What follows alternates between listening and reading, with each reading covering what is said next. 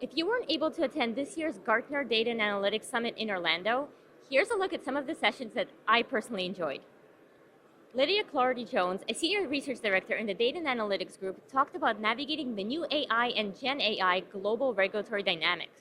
This session covered new global rules and guidance for AI, including those from the United States, the EU, and China.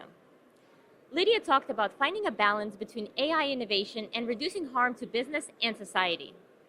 Her message to the audience was, don't focus on tech or data. Focus on your specific use cases and your employees.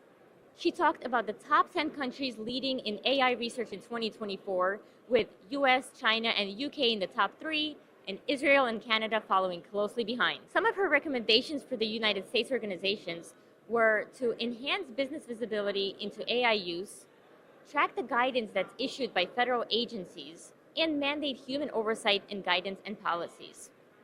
Next, I listened to Joe Antelmi, Director Analyst covering AI ML processes, practices, products, and services. He talked about what everyone in data and analytics needs to know about generative AI, the foundations.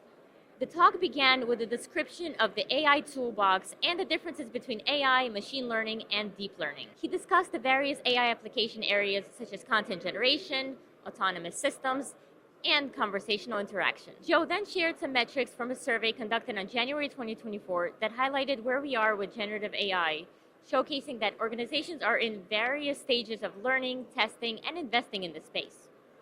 My favorite part was when he shared the 7 myths about AI, like, in order to start with AI, you need massive amount of data, or AI is going to replace people, make them obsolete, maybe become your boss in the future. Some of his recommendations were to foster AI literacy proactively, search the organization for current challenges and business cases for AI, and manage executives, employees, and business expectations. Then I attended a session from Rick Greenwald, a data management expert at Gartner. He talked about how to not buy software like everyone else.